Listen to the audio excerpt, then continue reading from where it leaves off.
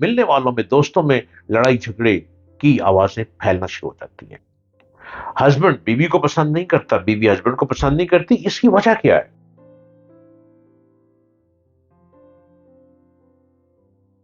عورت کے حقوق واضح کر دیے گئے ہیں، عورت کو جب رتبہ دیا، عورت کو جب مرتبہ دیا، عورت کو بتایا کہ اس کا احترام کیوں ضروری ہے، کیونکہ عورت سب سے پہلے ماں ہے، پھر عورت بیٹی ہے، پھر عورت بیوی ہے۔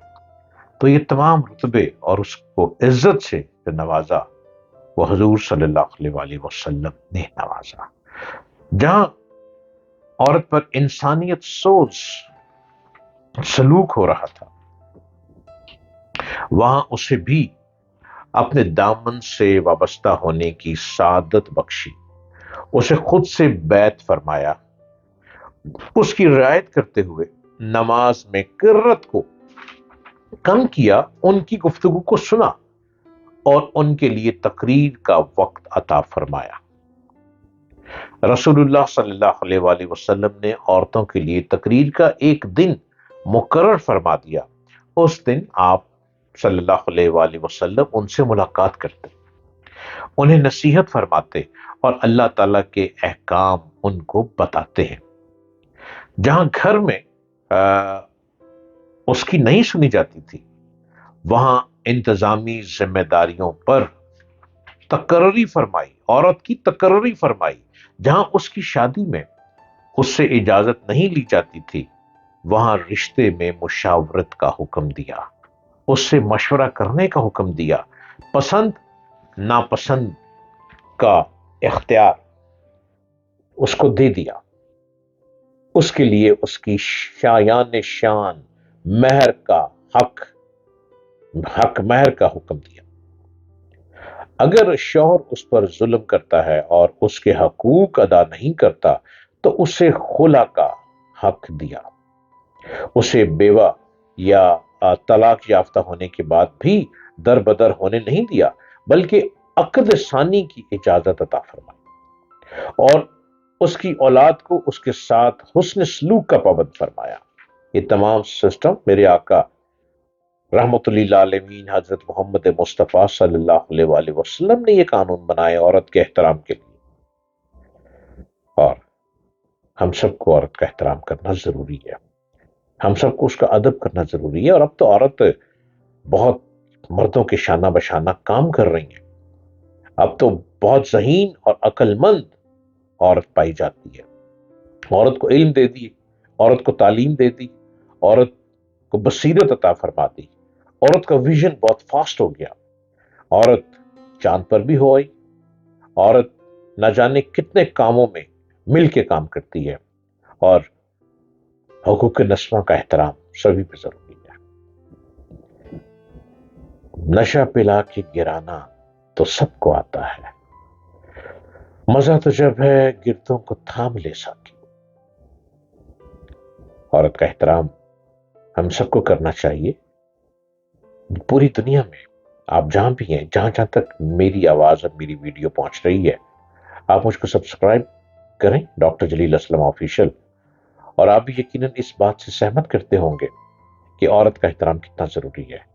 ہم اپنے معاشرے میں عورت کو دور نہیں دیکھ سکتے، عورت ہمارے شانہ بشانہ کام کر رہی ہے۔ اگر گھر میں ہسبینڈ بیمار ہو جاتا ہے اور وہ بیماری میں پڑا ہوتا ہے تو گھر سے باہر نکل کے گھر کے خرچوں کے کام کرنا، اب عورت کام کر رہی ہے، عورت مل کے اپنی اسکل کے ذریعے اپنے گھر کو پال رہی ہے۔ مدینہ طیبہ کی بے سہارا عورتوں میں سے اگر کوئی لانڈری اپنے کسی کام کے سلسلے میں آپ صلی اللہ علیہ وآلہ وسلم کو کہیں لے جانا چاہتی کسی مسئلے کے حل کے لیے تو لے جاتے، آپ صلی اللہ علیہ وآلہ وسلم اس پر شفقت فرماتے اور اس کے کام کاج میں اس کا سہارا بنتے۔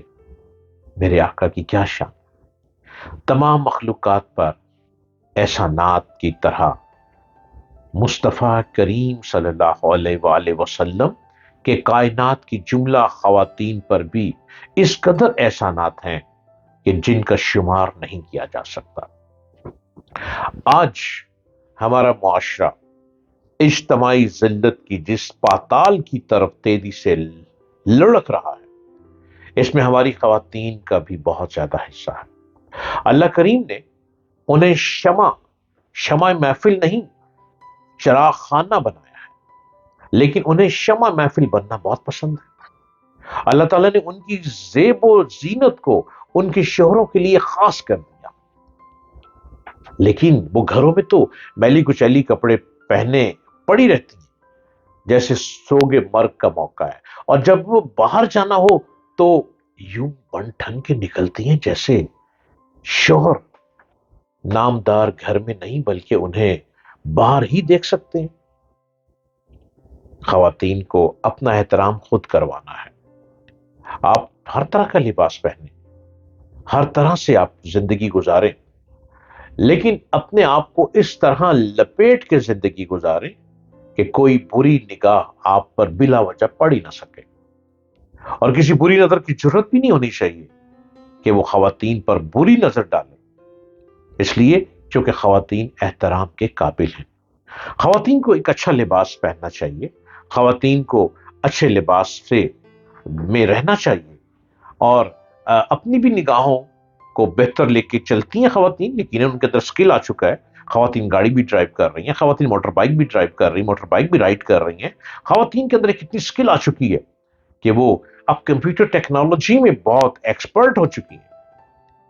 ہمیں بھی ان کے احترام کا خاص خیال رکھنا ہے۔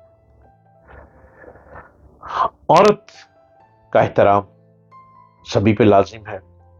ہمارے پروگرام عورت کے احترام پر چل رہے ہیں، اور عورتوں کو بھی چاہیے کہ وہ اپنے ہسبینڈ کا بہت احترام کریں۔ شادی کے بعد کچھ عرصہ تو بہت اچھے گزرتے ہیں، لیکن پھر لڑائی جھگڑے کی شکایات گلی محلوں میں شروع ہو جاتی ہیں، رشتہ داروں میں، ملنے والوں میں، دوستوں میں لڑائی جھگڑے کی آوازیں پھیلنا شروع ہو جاتی ہیں۔ ہسبینڈ بیوی کو پسند نہیں کرتا، بیوی ہسبینڈ کو پسند نہیں کرتی، اس کی وجہ کیا ہے؟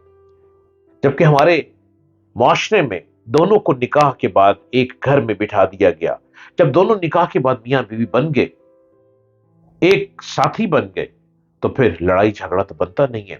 کچھ باتوں پہ کنٹروورسی ہو جاتی ہے آپس میں، اس کو وہیں پہ ختم کر دینا چاہیے۔